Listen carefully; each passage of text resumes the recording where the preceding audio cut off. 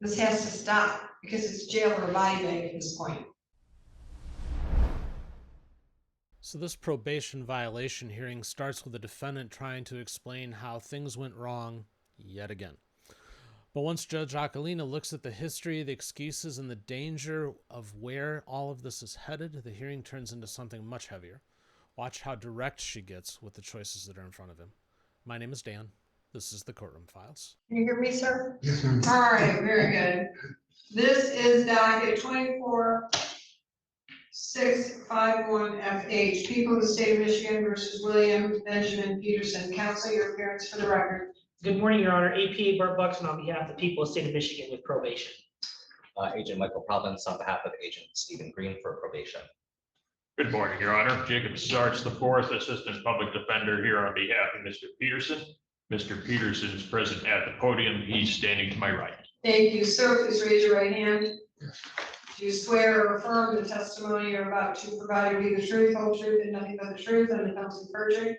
Yes, ma'am. Thank you. Put your hand down. Sir, you pled guilty to count 1, controlled substance, possession of a controlled substance known as methamphetamine, punishable by 10 years. You were placed on probation. Do you recall that? Yes, ma'am. And you were placed on probation for 24 months with certain conditions. I now have allegations, 3 counts. There's an amended probation violation. Counsel, you've gone over those? We have, Your Honor. Sir, have you taken any medication yesterday or today? No, ma'am. Are you supposed to be on medication you're not on? No, ma'am. Any sign of fever, COVID, or other illness? No, ma'am. And sir, I have 3 allegations. Count 1, on or about October 22nd, 2025, defendant failed to enroll in complete opiate methamphetamine specifics, the OMS program at TRICAP. Count 2, on or about May 22nd, 2026, defendant was in possession of methamphetamine. Count 3, on or about October 22nd, 2025, defendant failed to report to probation or any time thereafter. Are those the allegations that you reviewed with your client? Yes, Your Honor. We received an amended information this morning, but I have had the opportunity to explain what the amendments are to Mr. Peterson this morning, and we had anticipated this after conversations with his probation officer. Thank you. And are you waiving further arraignment? We do, Your Honor. Thank you. Sir, do you understand the 3 allegations? Yes, yes, ma'am.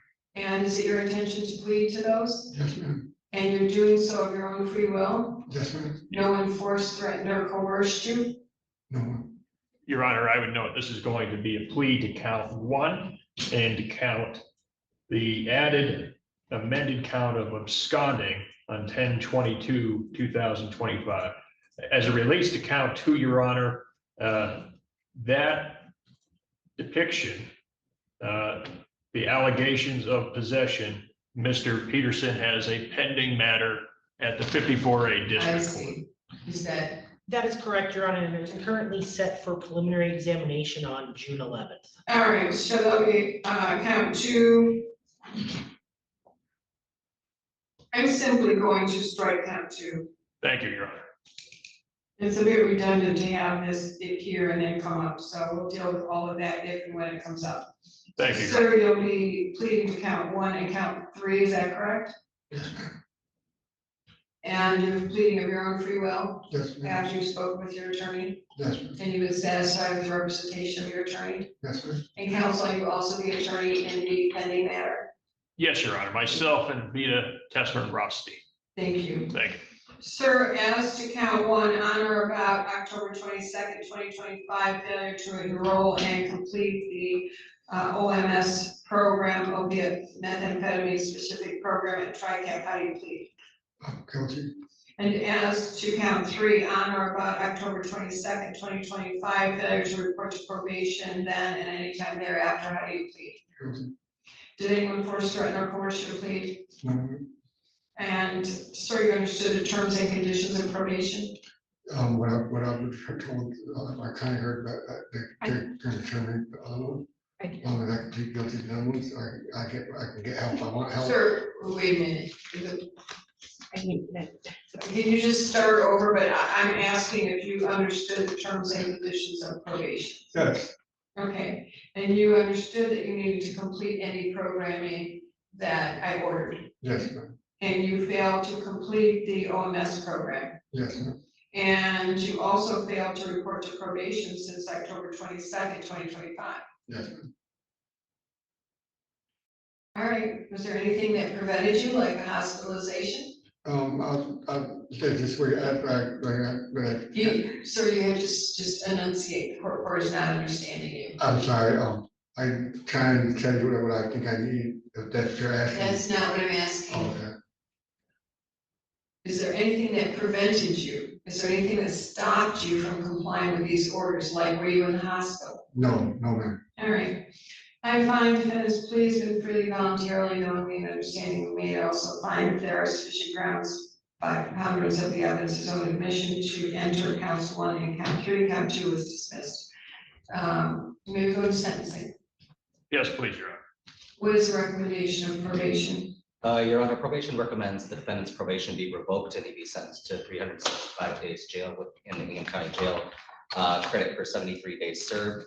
The defendant was ordered to complete TRICAP following sentencing and was being transported to TRICAP when he absconded from their van, thereby placing himself and other people in danger by fleeing outside of the vehicle in the roadway. The PSI indicated that the defendant had admitted to lying to police at his instant offense for this probation about swallowing heroin in the hopes that they would take him to the hospital so he could abscond there, but for the fact that the police did not have officials to stand with him, he would have carried through with it. And then the current police report in the pending matter in 54A also indicates that the defendant attempted the same conduct. The defendant's conduct has shown that he is not willing to comply with any type of supervision or treatment, and he does appear to need that treatment, so probation would recommend he get that treatment in custody. Thank you, counsel. Thank you, Your Honor. Mr. Peterson is going to be requesting another opportunity, Your Honor, to try inpatient again. Without getting into the specifics of the allegations on 5/22/2026, of course, Mr. Peterson is presumed innocent, but it's safe to say, Your Honor, that Mr. Peterson has struggled with substance use for years. He made a very poor decision when he absconded from TRICAP, and he understands that what he did was wrong there. And Your Honor, he has had some time to think and reflect on his actions.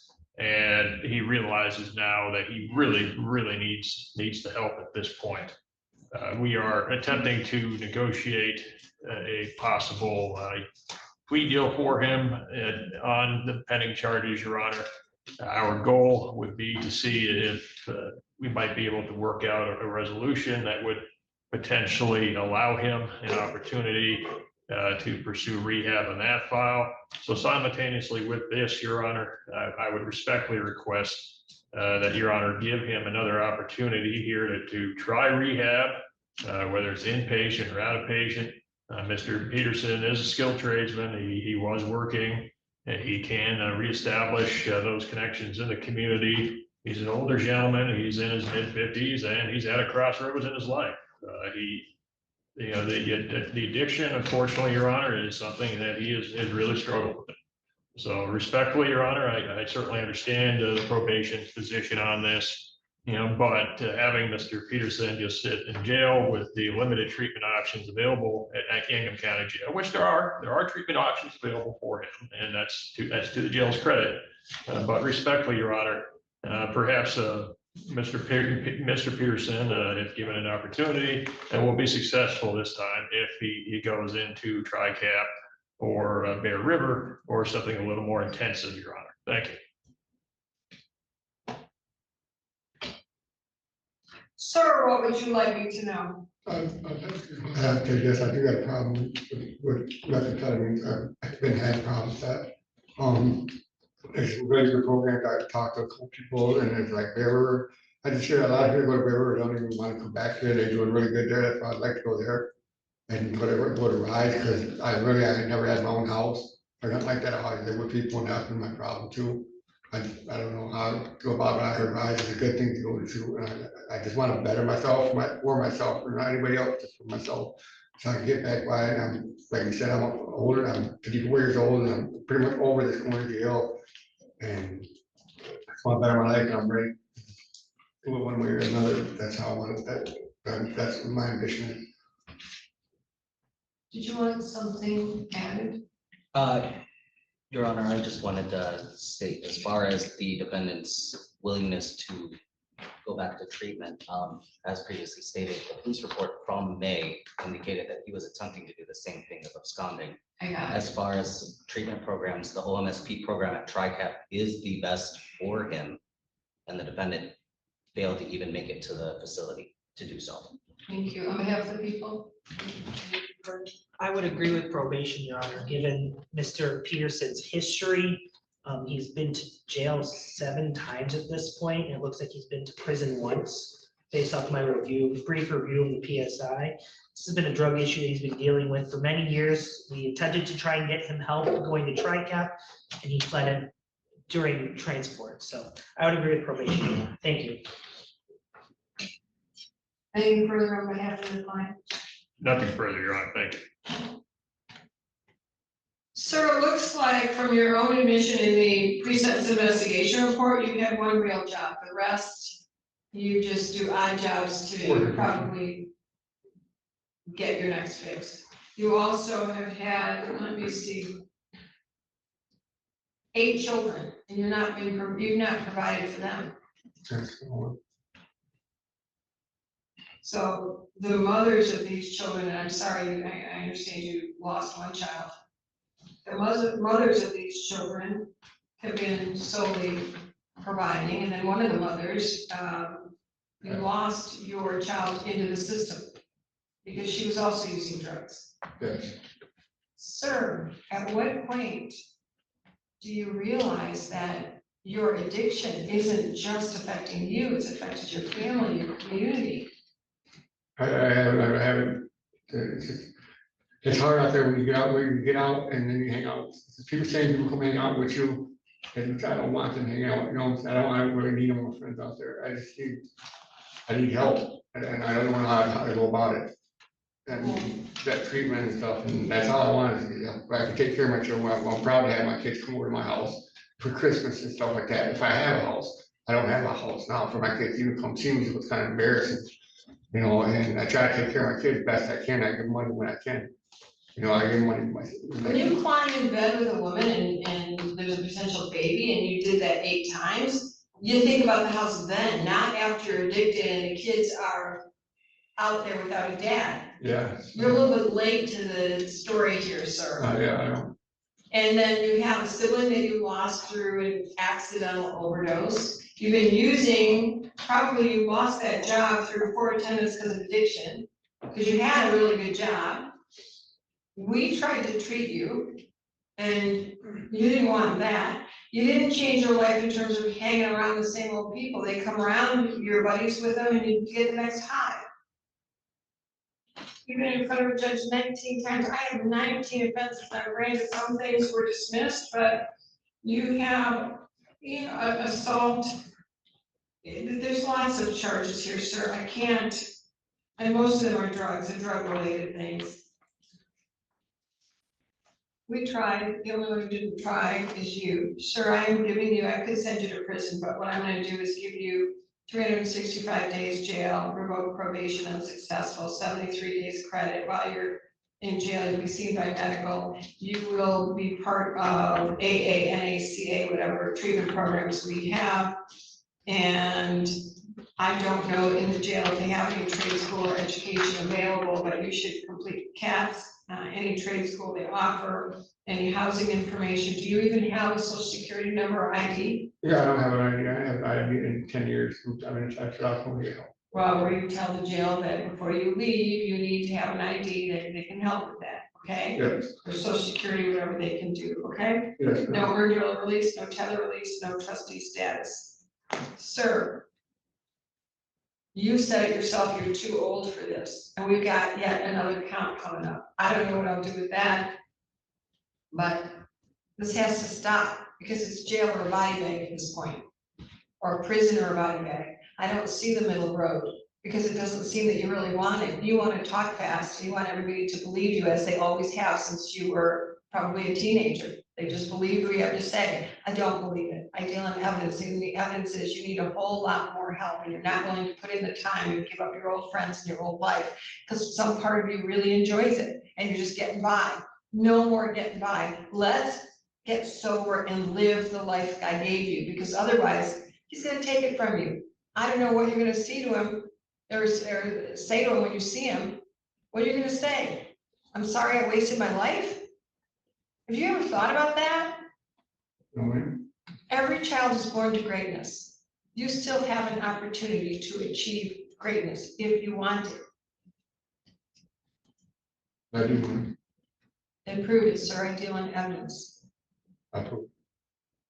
Right? And you don't even need to prove it to me. You need to prove it to yourself. You need to look in the mirror every day and say that you want to live, and that you're worthy, and that you're going to achieve something good. And every day just take a little step toward sobriety, toward being good, and toward uplifting your life. It's your life. If you want to throw it away, you can do that, but you won't do it under my watch.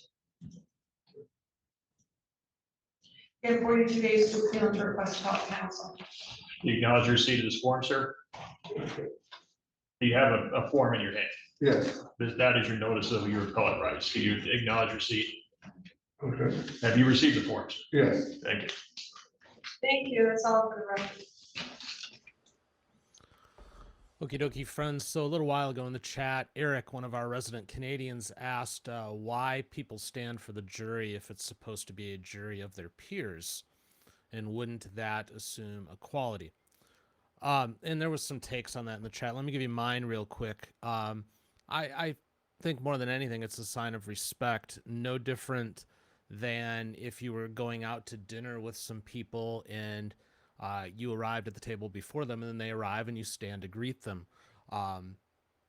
Most often, if I haven't seen my wife all day and she enters the same room that I'm in, I stand up to greet her. It's a sign of respect. More than that, even, if you consider it, these are people who are ripped out of their normal lives, and they're ripped out forcefully, to be honest, because if you don't respond to a jury summons, you're in trouble for it. They're forced to sift through all the evidence, stay impartial, and then decide whether or not somebody gets to keep their freedom. That's an incredibly heavy lift if you think about it, and I think showing some respect for the people that do it, not such a bad thing, whether they are your peers from your same community or not. It's a respect thing. That's what I think. So my take on that hearing is this. I think that was about as direct of tough love as you're going to see from the bench. Judge Aquilina wasn't just looking at the violation. She was looking at where that path is going to end if nothing changes. So those are my thoughts, but I'm curious to know what you think. So take a moment and let me know down in the comments. And if you enjoyed this video, check out one of the two that are on your screen right now. Thank you so much for watching.